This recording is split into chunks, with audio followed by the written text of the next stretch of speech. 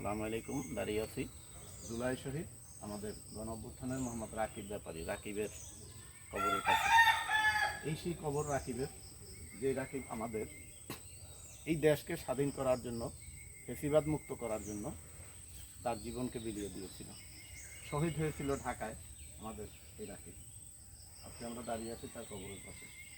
আমরা এসেছি ঈদুল আজহার সামান্য ছোট্ট একটা উপহার নিয়ে তার বাবার কাছে, তাই তার কবর জিয়ারত করলাম।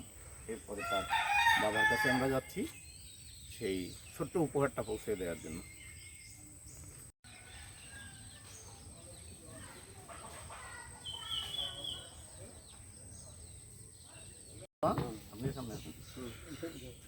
দর্শক, আমরা আসছি জুলাই শহীদ রাকিবের বাড়িতে।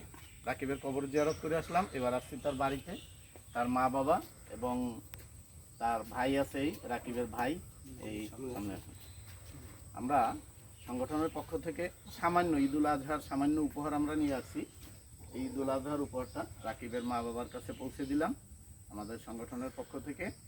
আল্লাহ যেন কবুল করেন। আমাদের জুলাই শহীদের যে উদ্দেশ্য নিয়ে, যে নিয়ত নিয়ে তারা আন্দোলনে বিপ্লবে নেমেছিলেন, আল্লাহ যেন আমাদেরকে এই দেশ সেই ফ্যাসিবাদ মুক্ত স্বাধীন, সম্পূর্ণ স্বাধীনভাবে যেন এই দেশ পরিচালিত হতে পারে। আল্লাহ যেন সবাইকে যার যার নিজ অধিকার প্রতিষ্ঠিত করে নিজের অধিকার নিয়ে যেন বসবাস করতে পারে।